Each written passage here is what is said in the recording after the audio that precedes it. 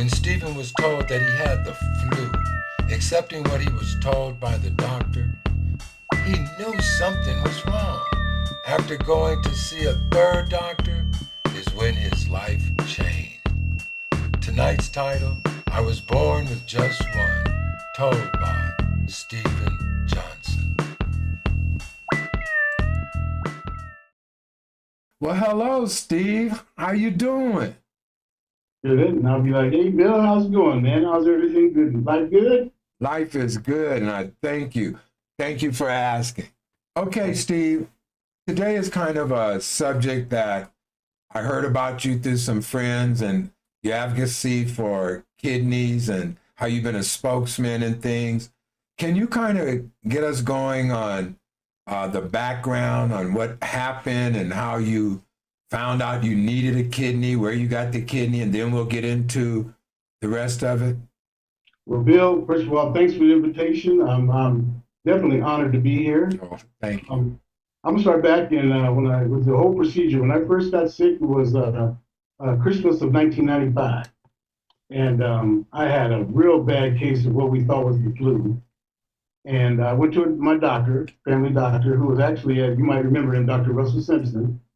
And Doc Simpson said that I had the flu. It was Christmas time, in Colorado when it's Christmas time. So I said, oh, well, that's probably right. I got the flu.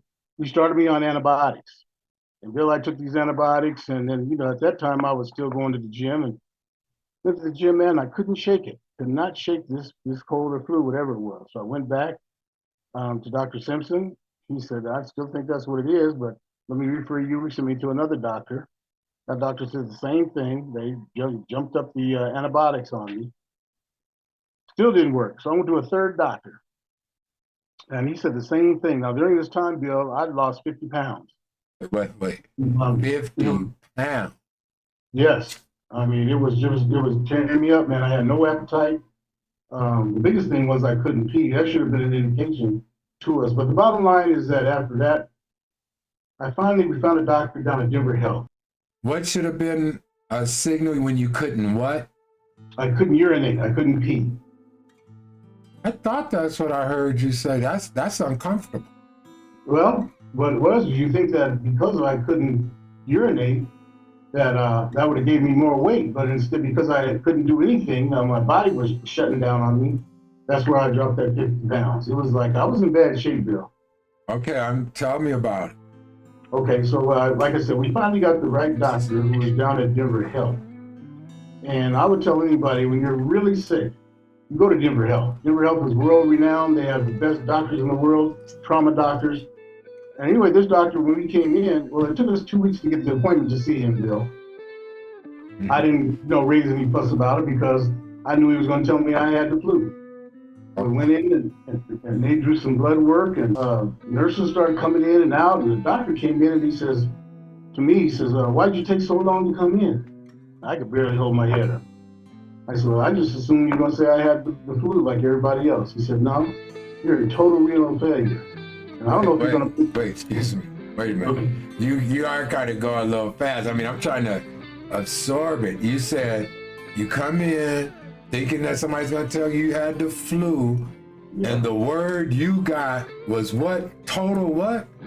Total renal failure. Go ahead.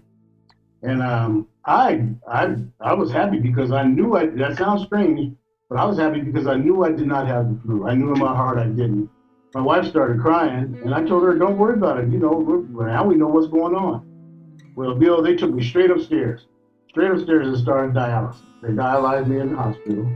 Oh. Yeah, and so I started to feel better, and as time went on, felt better. And about a week later, they set me up with going to a dialysis center. And I got on a regimen of going Monday, Wednesday, and Friday from 6 to 10 a.m. And that sounds like a lot, and it was a lot, but it kept me alive. Amen. And I did that for about a year and a half, and they gave me information that my veins were collapsing. And I wasn't going to be able to stay on dialysis. I was going to need a transplant. And that's when my brother stepped in, and he said, he was a Denver firefighter and retired from Denver as a firefighter. And he said, no, I've come across all kinds of people with 1, 2, and 3 kidneys. He said, I'm going to get tested. And so he got tested, and thank God we were a match. And we had to wait 3 months, but we got squared away. And January 13th, 1999, he gave me a kidney. Praise God. Your brother gave you this kidney. Yes. And this was in 1999. And is this when you started finding out about how many blacks were getting kidney failure, or how did all this work out?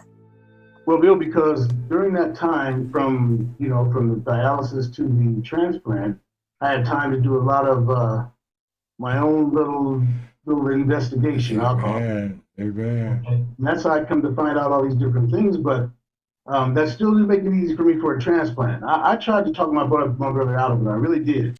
Okay, wait a minute. You just said that, well, yeah, the doctor told you you need a kidney. I mean, your veins are already collapsing. You already expressed that. Yeah. So now you get a kidney and you're trying to tell your brother don't give it to you? Well, let me explain that. Please do that. Now, Bill, it's not that I didn't want a kidney. It's that they were going to put me on the kidney transplant list. And when they put you on the list, you can go anywhere from the average person's on the list from between 5 and 10 years. But I told him, I said, hey, I'll wait my turn. I'm going to go on. He said, no, you're not. He said, so that's where my advocacy for the living donation came in. Because when you have a living donor, Bill, you don't have to wait. It's a matter of insurance and making sure that you're both, blood type level is compatible. And once they get that squared away, like I said, insurance and blood type level and other things they test you for. But once everything is good, then they go ahead and start the process of the transplant. So in other words, what you're saying is if you were on the list and someone you knew matched, you don't have to worry about the list. If they could have the money to do it, you could do it.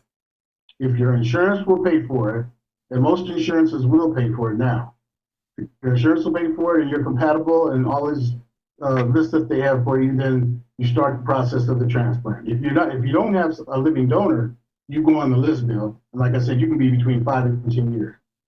I found out 70% of the people are black. I said, I got to get the word out to let everybody not only know that 70% of the people that are waiting, Bill, but like myself, that you can live with one kidney. I was didn't know it until I got sick, and they did an MRI and did some other blood work. I was born with one kidney. I had a chance to really investigate, and I found out about all the African Americans that are on this list that don't need to be, because I was living proof, and I'm still living proof that I found out I was born with one kidney 40 years later. My brother gave me a kidney, and for the last 25 years, Bill, he's been living with one kidney, and I live with his kidney. So one kidney is something that you can definitely live with. Okay. And the testing that they do, Bill, is very rigorous. Back when we got tested, the main thing was, let's see, if you're blood compatible and you're healthy, let's go. Now they do thorough background checks into the potential donor to make sure that if you have any history of diabetes or any type of disease, I mean, if you have, say if you have high blood pressure or somebody in your family's had high blood pressure, they rule you out. They're not going to they're looking out for the donor much more tough than they did back when we first started this 25 years ago. Could you explain to the audience, because I think I understand what you're saying. If the donor had like Hep C or lupus or the things that you're mentioning, you're saying they would not take their kidney. Well, no, I'm not saying they wouldn't take their kidney. I'm just saying that there's other things they can do, but for you specifically, if your potential donor has high blood pressure, if they're diabetic and they're taking medications for it, they're going to rule them out to give you a kidney until those things are rectified. Okay, and there's a lot of things. Well, you know that, Bill. Did you know that there's now a cure for Hep C? Yes, I do. Okay, so see, you could be eligible as a donor with Hep C, but once again, there's testing that they do to make sure. Because the last thing they want to do is take potentially one of your good kidneys and give them to somebody and it doesn't work, it doesn't pan out. They want to make sure that anytime they go through all this surgery and The financial end of it on both the donor and the recipient, everything is good. Now, let me back up a little bit, Bill. For the donor, your insurance, you don't have to do anything. If you said you wanted to give me a kidney now, all they would do is start testing you. My insurance and my Medicare and my other private insurance takes care of you as far as cost. So they're doing everything possible to try to make donors step forward. But we, as African Americans, we've got a history of back in the day not trusting doctors. So that just shows you how they go all around. There was another black couple, Bill, that was from Washington, D.C., who I never got a chance to take a picture with them, but I am going to because we've been touching base with each other, and they're special people.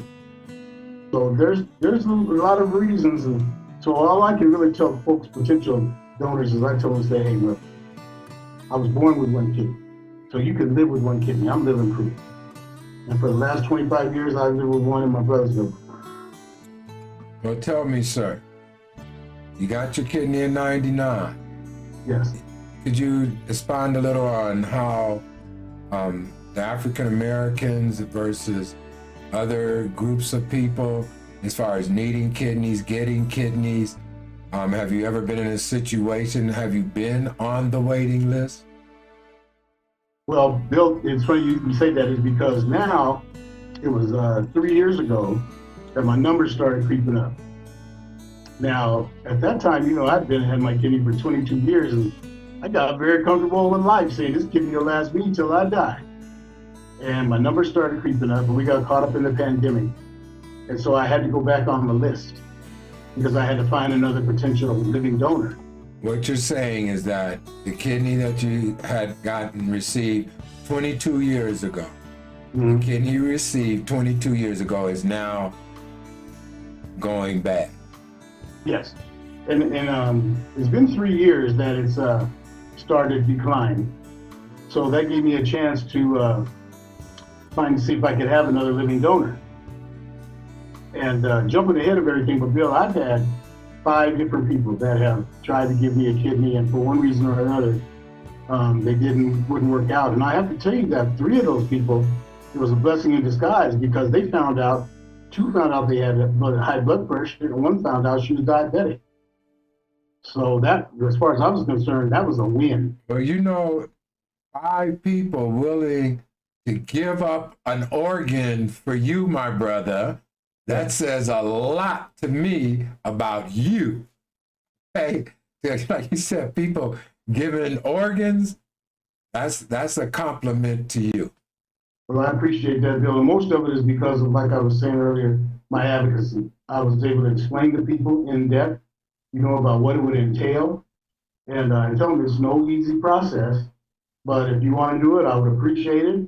And I would stress that if it comes out and it works, great. If it doesn't, don't feel in any way like it was a loss. Just feel like it wasn't meant to be. And I've got a potential donor now where everything is working out great for us. We're hoping that in the next 2 or 3 months we can set up with a date for a transplant, Bill.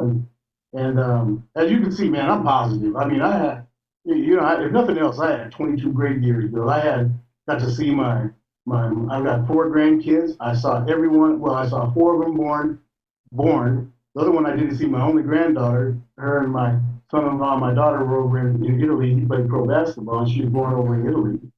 But other than that, man, I got to see all my grandkids, and right now, Bill, they know me. They call their papa and talk to him, and hey, man, I wouldn't have had that if my brother wasn't able to give me a kidney 22 years ago. There's chances are I was on the list, and being a strong advocate for Donate Life Colorado, something might have happened, but my brother didn't let that happen. He jumped right in and said, hey, I'm going to give you a kidney, and it all worked out, Bill.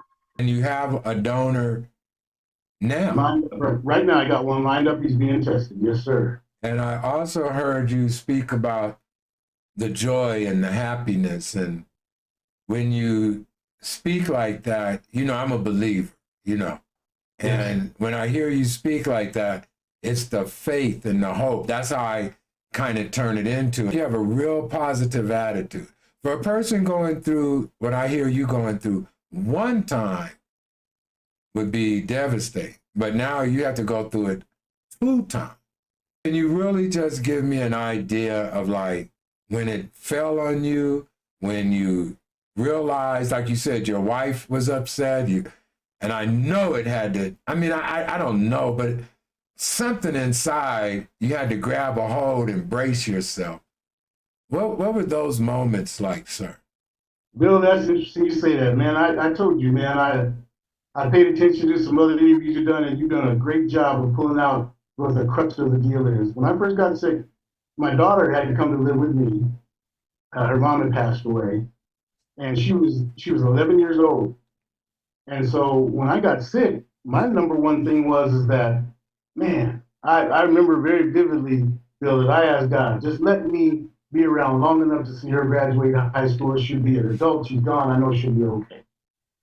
And I still upset my wife when I tell her sometimes, I say, God has a ledger. He'll go back and say, hey, Jonathan should have been gone here a long time ago. Let me come grab him. That was my focus. I wanted to be around for her as long as I could. And like you said, you grab a hold of something. That's what I grabbed a hold. I wanted to be here, of course, to enjoy life and be with my wife. But my daughter was my main thing there. I wanted to be able to see her grow up. And I've accomplished that so far. And that's an awesome thing there. Well, I want to jump in, and I hear what you're saying. In other words, well, hey, I lived a good life. Lord, whatever you have, I'm good. But I'm sitting here saying there's going to be another 22. Let's go for another 22, and this advocacy. There was one time that when I was working and things before I retired, I got with a group. They were on Colorado Boulevard, and it had something to do with organs. And they were flying like, it was a hub here in Colorado where they would fly organs around.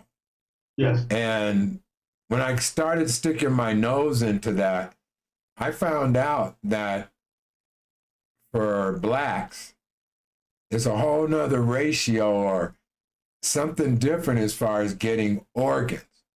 Do you have any idea that you could share to why that might be? Well, it would be my personal opinion, Bill, but it's like everything else, man. It's like, it's not what you know, it's who you know. And a lot of these things, we've wondered about. I've heard stories too. Like I said, I've been a strong advocate, but I've heard stories about black folks that have been waiting and waiting, and they see somebody of a different ethnicity go right in and get a kidney. And Yeah. there's no rhyme or reason to it. And I can't explain it to you, but I know they're trying to get better about that. Okay. Well, then what is your personal? You got Okay. to Okay. ask I'm going to that. put you on the spot. But Yeah. what? Okay. Like I said, it's not what you know, it's who you know, and sometimes we're not the right complexion for the connection. You know what I'm saying? I know exactly what you're saying, my brother, and I'm glad you said that so that our community Yes. can understand that if you are losing someone or donating organs after death, or if you feel you might could help someone, to just understand that our people might need this. And if you're in a position to where you might could help someone, maybe instead of just donating it, maybe is there a way like you can donate to the people that may not be as connected, if you know what I mean?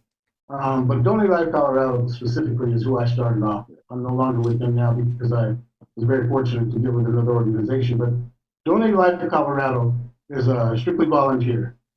Okay. And we would go out and speak to different people and try to explain to them about the donation process. And that was one of the things that I found out I was very active with them because talk about a good group of people. When you talk about a good group of people that are totally um, focused on what they want to do, most of the people there in Donate Life haven't received an organ. Most of them have been impacted by the loss of a family member. I think of one lady in particular, Bill, who she lost her daughter in a bad car wreck on her graduation night. Wow. And she just, man, beautiful lady, just totally active in the whole thing. And her daughter's heart was given to another girl, and those families connected, and now they're like one family. I mean, it's a beautiful thing. I know that for a fact the people in Donate Life Colorado are working hard on disputing those type of situations that come up. We want to make sure that the people that are next in line get the kidney. Now, there is one aspect you have to remember. If you're really close to death, they try to move that list, try to move you up to get you a kidney. But a lot of times, when you're about to die, there's other things come up. You might have a bad heart, you might have bad lungs, and those things have to be dealt with before they, like I said, they don't want to put a good kidney in someone that has other issues. I can really understand that. And like you said, I think it was, who was that, Roger Maris or something, the football player, that baseball player that got a kidney or a liver, and he was an alcoholic and everything, but they went on and gave him one anyway. That won't happen now. That doesn't happen no more. Not now. No. Once you have to have things that are squared away. Like most alcohol, and I don't want to speak out of line, but most people that have alcohol problems, they have Hep C, and now they've got a cure for Hep C. I myself even told them if my living donor doesn't work, I would accept the Hep C kidney because they got a cure for it, and they would treat those kidneys. Now there's so many kidneys they have now, Bill, that before they would rule them out. And now they could be eligible. They go through rigorous testing before they would put that kidney in you.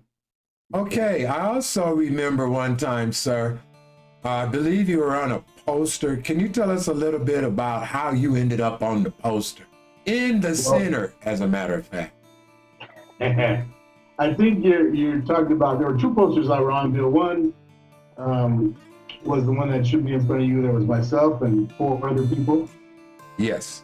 And that one was a ad campaign that they did. And they said we needed somebody to do, they couldn't find anybody with that was diabetic. And me, I am, and they said, well, I'll do it, but I'm not diabetic, but I'll do it. So if you read by there on the poster, it says, I'm diabetic, something to the fact of I didn't know I could still donate. And that was letting people know that even though you're a diabetic, you could still possibly be a donor. You have to be tested. That's why I told you about everything. Don't rule yourself out, no matter what. If you're trying to donate, let them tell you that it doesn't work out. Because you'd be surprised with people that have donated and they didn't know that they were going to be able to donate. Actually, a girl that works with me at Donate Life sent me a picture of me on the bus. Because I told her, I said, I'm looking for it. I never can see it. And there it was. Most of the people will remember that know me. I was on the side of RTD bus. They did an ad campaign. And that's where I saw you. Yeah, they did that. And then they did it in the motor vehicle department. Okay. So I would get a call from somebody would say, man, I just saw you on the bus. And I said, man, you ain't seen me. I don't ride the bus. And they said, no, man, I saw you on the side of the bus, the ad campaign. So before I even knew it hit, I got 2 calls. One was from Rudy Carey. Rudy? Yeah, Bubba called me and he said, man, I seen you on the bus. I said, you a lie. You ain't seen me on no bus. And then my cousin Tim called me and he rides the bus. He said, man, you're on the inside of the bus. So they put it out there everywhere. And then another white guy that I knew from school called me and said, hey, man, I saw you at motor vehicle, man. They got a big poster of motor vehicle. So, hey, man, that got busy. And that's, I'm very proud of that. Because there's another example of me and you talking about how they could have selected any white person to do that. There's myself and, well, there's Bobby and there's 2 white gentlemen there. And that was at a symposium up in New York about kidney donation. Now, what happened up in New York? There's a symposium. Every year they have a big symposium. They invite people from all around the country who are advocates to come up there and share their stories. And it's 3 days of pretty intense promotion of organ donation. So you, Bobby, and these other 2 gentlemen were up in New York. Yeah, we were selected for that, and we all hit it off. We were good, and they asked us if they could take a picture of us, and we did. And that's one of my favorite pictures because it was all of us from different parts of the country. The 2 guys, one guy is from North Carolina, and the other guy is from Sacramento, California. There's a girl that she lives up in Boston, Massachusetts. She's been paired with me, and Bill, her name is Bobby, and she actually gave the kidney to a stranger. and her and I have been paired in certain situations where we do presentations, and because I'm a recipient and she's a donor, but man, talk about, I mean, she donated a kidney, and I can't speak too much for her, but she donated a kidney to a Filipino lady. And like with everything, man, the families now are connected. When her donor's daughter got married, they flew Bobby over to the Philippines for the wedding and everything, man. It comes up to be beautiful things that happen. Every year we have what is called a donor dash. Can you explain to me a little more about Donor Dash? Okay, the donor dash is the 5K run that the Donate Life does every year. It's at Washington Park. It's a big deal. Okay. They started off with like 300 or 400 people, and most of those are people that either a family member was impacted by organ donation or reception. And now there's 5,000 to 6,000 people, Bill, that do this every year. It's That's a huge. lot of people. It's huge. It's huge. And this guy here was brought on board, kind of like Rocky from the Nuggets. Yeah. Yeah, that's what his job is to provoke donors. Yes, and he does a hell of a job. This is getting deep. It's This, not. We haven't touched the tip of the iceberg. A lot of people know Archie Jones. He was an advocate long before I was, and he took me under his wing. And Archie Jones actually had a television program, BTAC, Black Transplant Action Committee. That's what he founded, and he ran a little television show. It was on Channel 6, and that's how I found it. And he took me under his wing. And Archie passed away about 7 years ago, but he had 3 transplants. And Archie was a good friend, real good friend, a strong advocate. three 3. different, same organ, No, 3 kidney transplants. 3 kidneys. Those are the 2 girls that actually were the 2 main people as far as coordinating the volunteers. And we took a picture, and I still keep in touch with both of them. Oh man, I'm telling you, Bill, one of the good things about this is I wish we had more Black folks that were involved, that wanted to get involved, and it started to come around. It started to pick up. Okay, but I made so many what I call friends, and I don't have a lot of friends. I'm I sure you know don't what you either. mean. We got a lot of people we know, but not friends. Right. Those 2 ladies that right particularly there, I could call them right now and tell them I needed something that is possible, possibly they would do it. I mean, just lovely ladies, volunteers. Now, both of them had moved in from volunteer positions to paid positions, but that's what I've done too. So it's a good thing. And my wife, when I first got offered what I do now, I said, I don't know. I don't know if I want to be paid for this. And she said, you paid your dues. I mean, why shouldn't you be paid for, helping promote? Right. And I did take that to heart, and I did that. Mr. Johnson, I know that time permits, but I will probably be calling you, and then we can maybe get into more how we can educate public, about these transplants and how they work, if you don't mind. I would be more than willing, Bill. You know that. Okay, my brother, I really do thank you.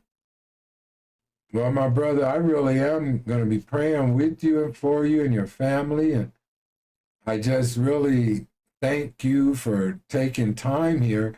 I do have one little question that's totally off the subject. Okay. If you could answer for me, please. I will. I just wanted to know, Steve Johnson, out of all this information that you have, why do you end up in FB jail so much? I just want to know. That's funny, Bill. It's because with me, what you see is what you get. Okay. And I have a hard time controlling my mouth, or should I say my fingers on the keyboard, okay? Okay. But I'm not going to let Facebook run me off. I've just learned now what do we used to say, Bill? You have to pick your shots. Right. That's what I do now. I pick my shots. But that's funny, buddy, but I appreciate that. I'll be watching you, my brother, and I thank you so much for taking this time. Before we go, is there anything for anyone that might be in a situation like yourself, is there something that you would like to leave with the audience? Yes, I would like, especially for our African Americans, and that's what's the strongest point of your people that watch your program. Get involved because it's really true about educating yourself, especially about donation.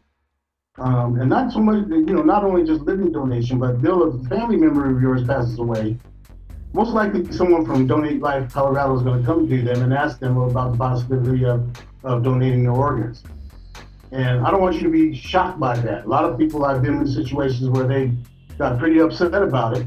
So what are you doing here now? Well, that's why I know on your driver's license, you probably have a heart on there where you indicated that your organs, you want them to go. That's one of the ad campaigns that we did years ago, and it's been very successful, but still people don't know, and still people, when it gets down to the nitty gritty, they're not really sure if their organs, they want their organs, their family member organs to go like that.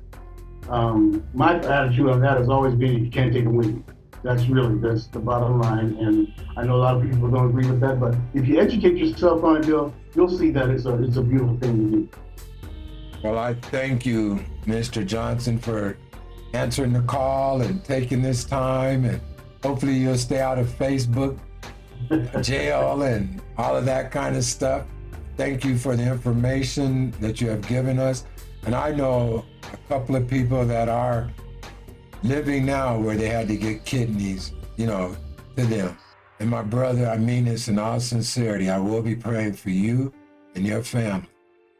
Well, like I said earlier, Mr. Bill Parsons, I appreciate you. Keep doing what you're doing. And at any time, any place I can help you, you got my number. You give me a call. Hey, thank you, my brother.